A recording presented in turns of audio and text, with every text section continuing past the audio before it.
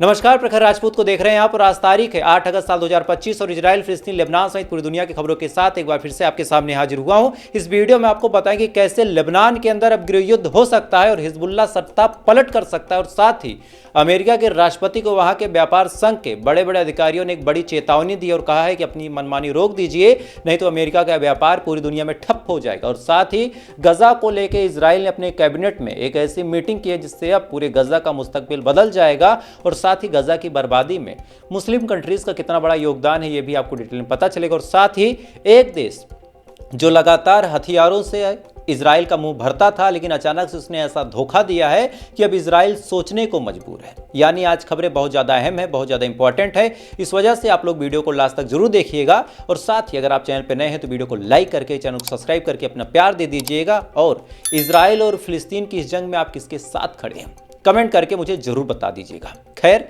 आप like, subscribe और comment करते रहें, तब तक एक एक करके मैं आपको खबरें बताता हूं। और सबसे पहले खबर आपको गजा की बताऊंगा। गजा में इस समय इस कदर मौत का मंजर है। पहले इजराइल ने हमला करके मारा, इजराइल ने रॉकेट दागे, गोलीबारी की।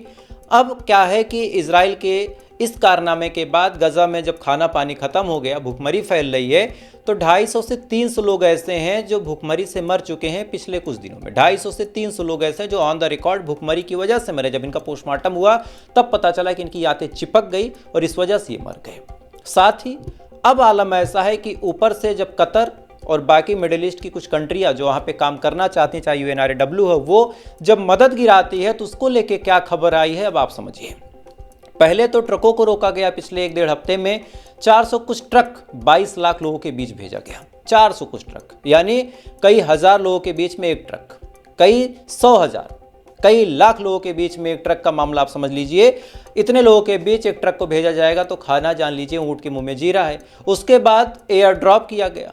एयर ड्रॉप जब किया जाता है तो हर आदमी सोचता है कि कितना जल्दी कौन से खाने की पैकेट वो ले ले। इसी चक्कर में आज गजा के अंदर भगदड़ मची और इस भगदड़ में दर्जनों लोग मारे गए। यानी न इजराइल ने कुछ किया, ना किसी बीमारी, न भूखमरी ने कुछ किया, बस अपने घर की हालत को, अपने घर की स्थिति को गजा के लोग देख रहे हैं और सबके दिमाग में ये है, हर आदमी यही चाह रहा है कि अपनी बीबी, अपने बच्चे को सबसे पहले खाना वो खिला दे। कोई नहीं देख पा रहा अपने बच्चे को तड़पते हुए और यही वजह है कि ये लोग धक्का मुक्की तक कर रहे हैं, एक दूसरे को धकेल के खुद लेने की कोशिश कर रहे हैं, किसी से छीनने की कोशिश कर रहे हैं। आलम ऐसा है, कहावत आपने सुनी होगी कि बोटी फेंक के कुत्तों को लड़ाना।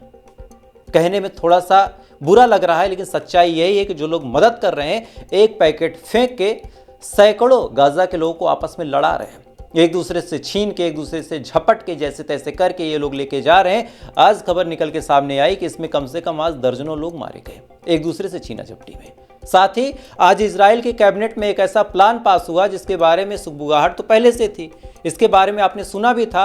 बाद में ये कहा गया कि इजराइल के जो आर्मी चीफ हैं वो बगावत भी कर रहे हैं, लेकिन तमाम चीज़ें धरी की धरी रह गई। नेतन्याहू का जो सपना था गाजा को कब्जा करने का, नेतन्याहू ने जो कहा था कि गाजा को खाली करा लो और उसको अरब कंट्रीज के हवाले कर दो, वो तमाम सपने पे आज इजराइल के कैबिनेट की मीटिंग में मुहर लग गई और अब गाजा को इजराइल से कोई भी बचाने वाला नहीं है।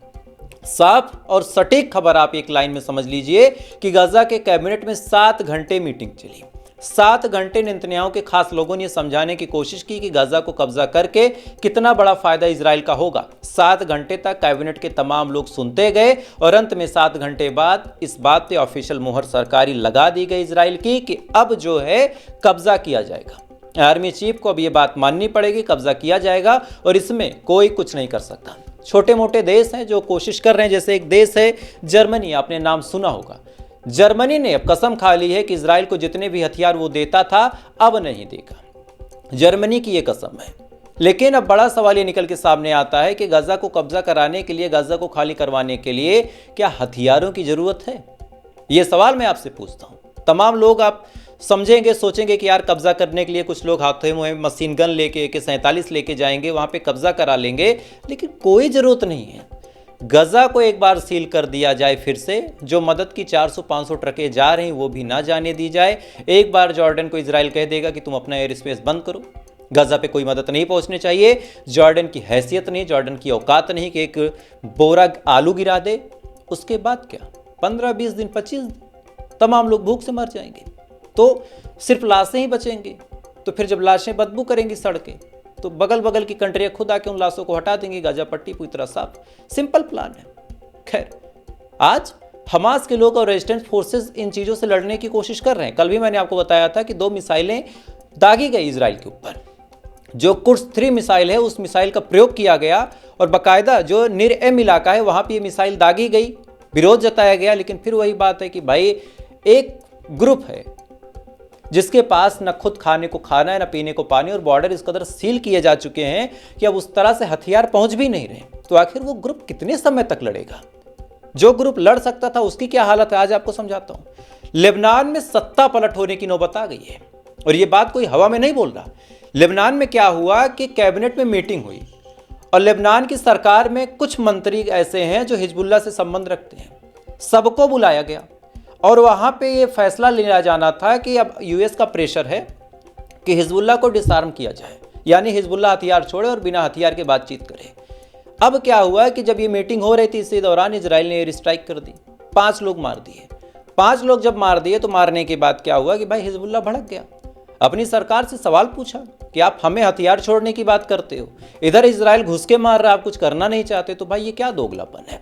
इस पे क्या हुआ कि हिजबुल्लाह के जो मिनिस्टर थे उन्होंने वॉकआउट कर दिया। जैसे हमारे पार्लियामेंट में होता है कि कभी कभार मोदी जी कोई बिल पास करना चाहते हैं तो जो विपक्ष के लीडर हैं, चाहे कांग्रेस हो चाहे समाजवादी पार्टी हो, वो वॉकआउट कर जाते हैं, यानी संसद भवन को छोड़ के, पार्लियामेंट को छोड़ के चले जाते हैं। सेम चीज यहाँ हुई, यहाँ पे ये लोग छोड़ के जाने लगे और जैसे ये लोग गए, लेबनान की कठपुतली सरकार की आप हकीकत जानिए कि जैसे ये लोग गए फौरन वहां पे बिल पास कर दिया गया और ये मुहर लगा दी गई कि हिजबुल्लाह को डिसआर्म होना होगा।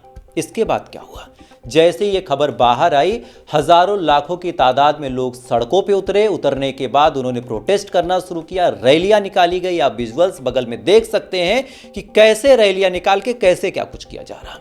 इसके बाद हिजबुल्लाह ने भी कसम खा ली वो हथियार नहीं छोड़ेगा। इधर लेबनान की सरकार जिद पे है को हथियार छुड़ा के रहेगी तो बहुत ज्यादा चांसेस हैं कि अब आपस में ही गृह युद्ध हो जाए, जैसे सीरिया में हुआ असद की सरकार में और अल-जुलानी की जो एसटीएस का ग्रुप था उसमें। सेम सिचुएशन आप देख लीजिएगा, लेबनान में बहुत ज़्यादा चांसेस हैं सत्ता पलट होने के, बहुत ज़्यादा चांसेस हैं। चूंकि हिजबुल्लाह को जिस हिसाब से प्रेस किया जा रहा है, जिस हिसाब से कुचलने की कोशिश की जा रही, कोई भी हो जब बात अपनी वजूद पे आती है तो आखिरी संभव कोशिश करता है बचने की, हर वो लड़ाई लड़ने की कोशिश करता है, आप ये जान लीजिए। खैर, अगली खबर का रुख करते हैं और अगली खबर निकल के सामने आ रही है भारत और चाइना की। अमेरिका लगातार अपने बयानों से खुद घिरता और फंसता चला जा रहा। हुआ क्या कि सबसे पहले इन्होंने 25% का टैरिफ लगाया, नई बात समझ में आई। इन्होंने सोचा कि चलो मोदी तो अपना दोस्त है, 25 और लगाते हैं, उसके बाद फिर दोस्ती का राग अलाप देंगे। 25 और लगा दिया। अब भारत ने दबाव बनाया अपने प्रधानमंत्री पे, कहा कि भाई अब बातचीत नहीं होगी।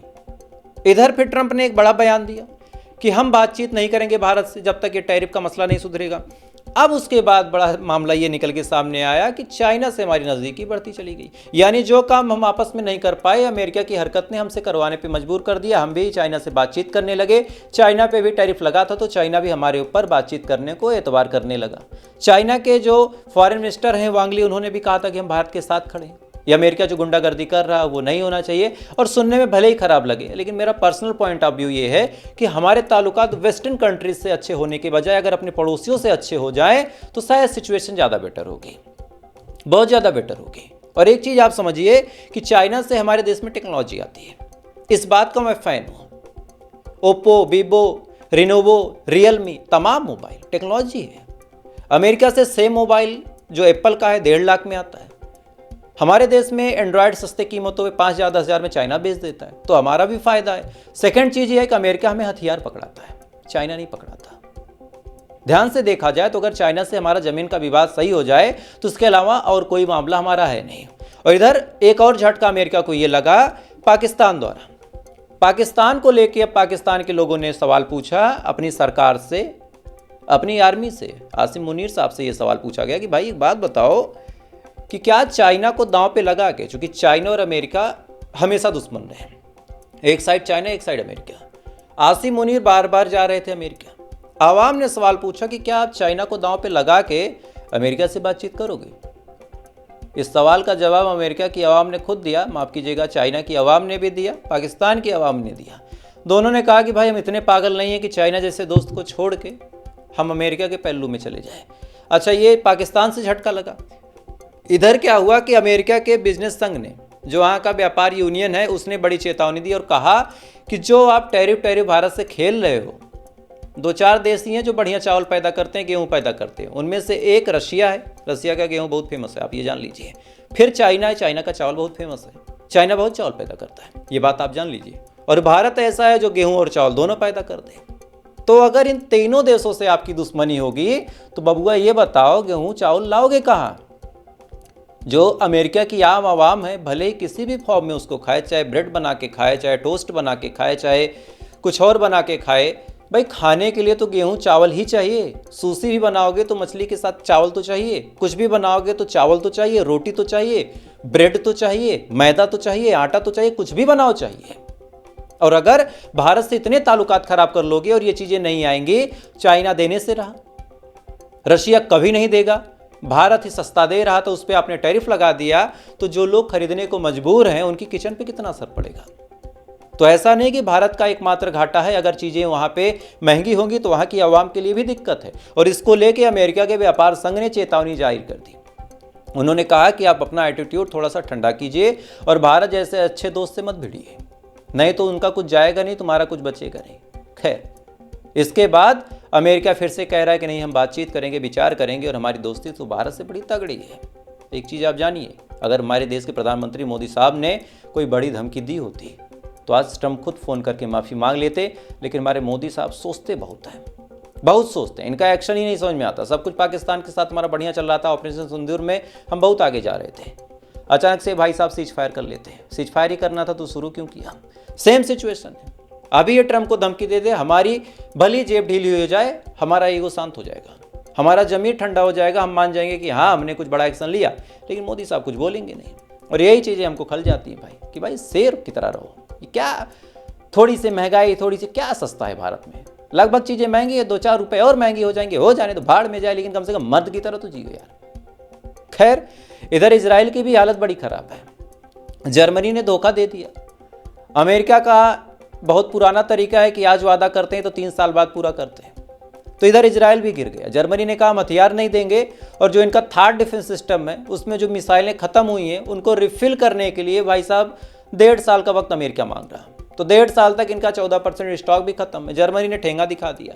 अब ये भाई साहब भारत की तरफ अपना मुंह कर रहे हैं, बार बार भारत की तारीफ कर रहे हैं कि हमने ऑपरेशन सिंदूर में इनकी मदद की, हमने ये किया वो किया, इस उम्मीद में कि भारत भी कुछ दे दे। लेकिन भारत चूंकि अब रशिया के साथ जा रहा तो भारत भी देगा नहीं।